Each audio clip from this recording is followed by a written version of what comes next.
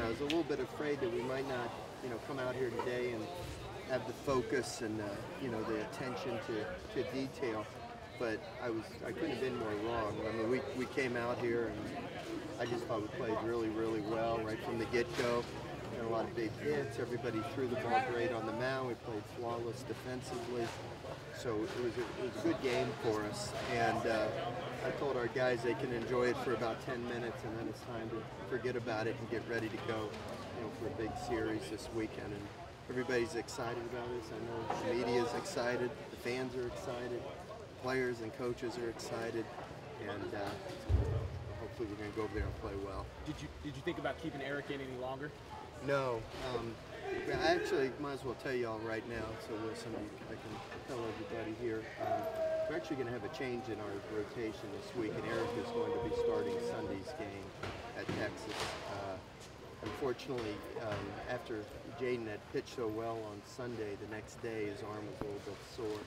So we just decided we need to, give him a break, and we're going to go with Eric Walker, and Jaden won't pitch at all this weekend.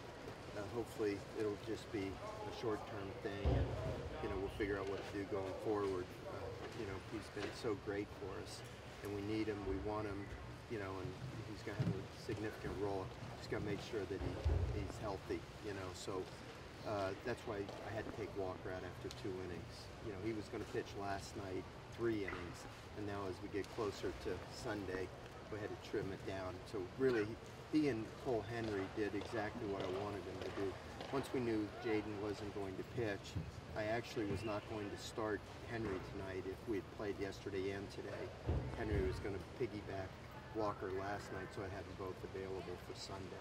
And we would have just had to piece it together today with some other guys, but when we got rained out yesterday, today was the day that both of them needed to pitch.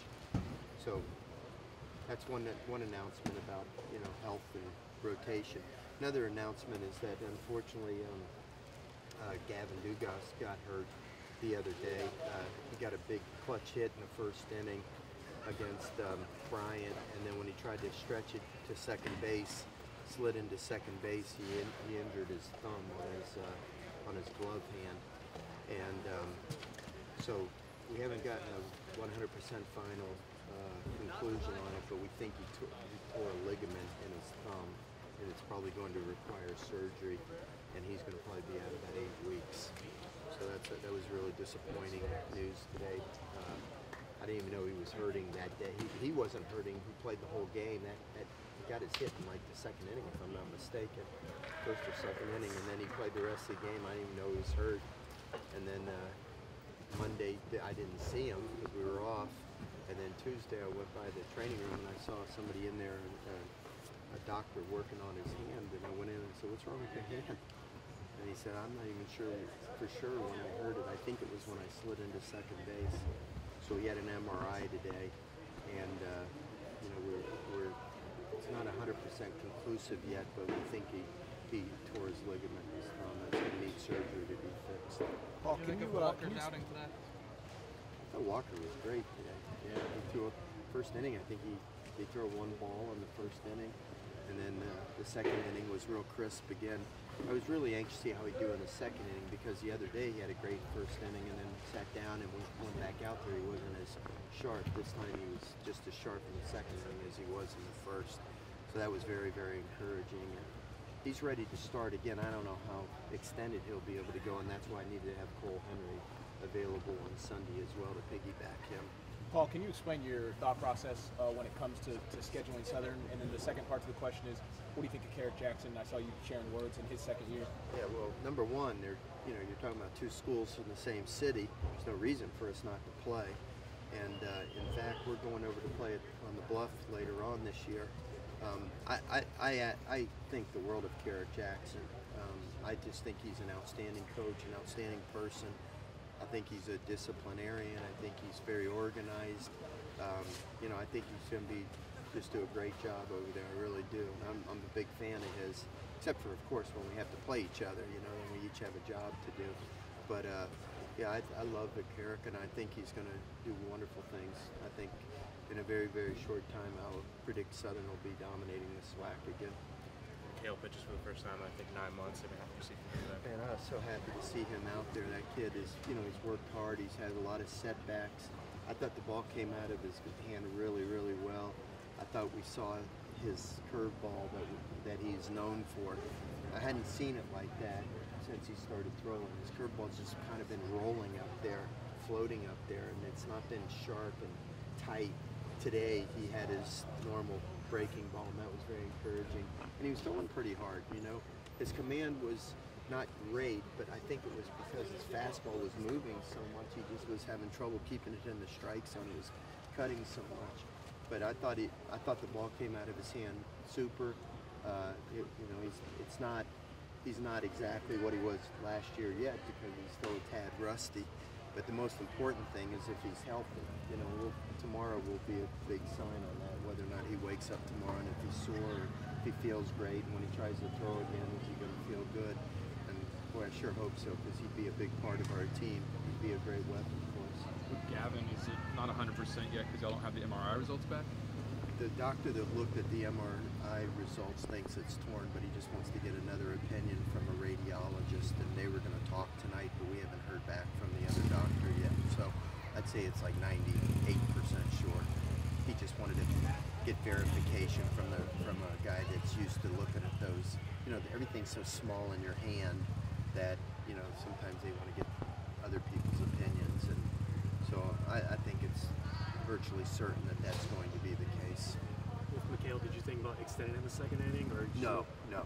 That was the plan, just to have him throw one inning. Again, we'll need him this weekend, so we didn't want to tax him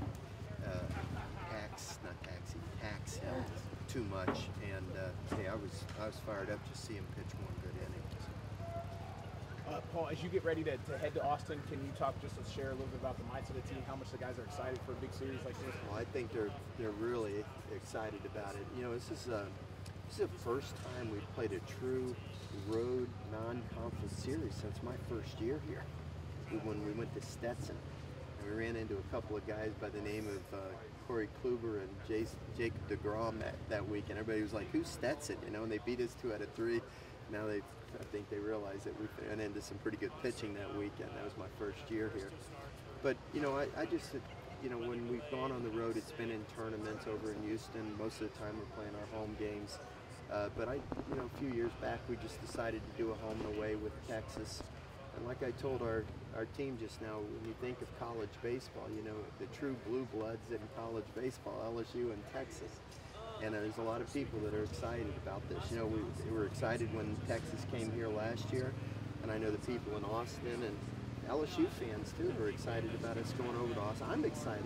I've been on this earth 61 years and in this business 37. I've never been to the ballpark in Austin, so I'm excited about seeing it for myself and the whole atmosphere there, and playing against Texas and kind of challenging our team a little bit more, and it'll be as close to being on an SEC road weekend as you can have without being in the SEC.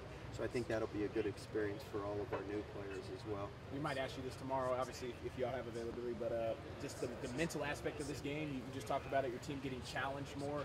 You're looking for that, how guys respond in maybe in adverse situations, obviously compared to this 8 games y'all played so far. Yeah, well, we've had some adverse situations in some of these games. 4 or 5 of them have been, I guess 4 of them have come down to the wire, and we've had to show a lot of composure and poise.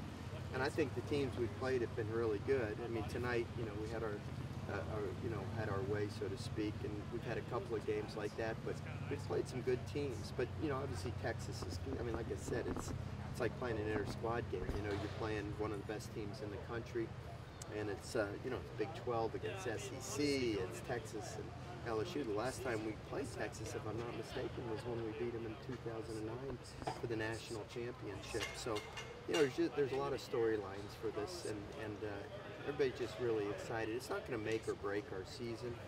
Whatever the results are. We could sweep the series, it doesn't mean we're going to Omaha. We could lose all 3, it doesn't mean that we're not going to be a national seed. I mean, I think it's a really good, challenging weekend not so much to see where we stand, because we're going to have a good team. There's no doubt about that, no matter what happens this weekend. I just think it's going to be a lot of fun, and it's going to be exciting, and just like it was when Texas came here last year.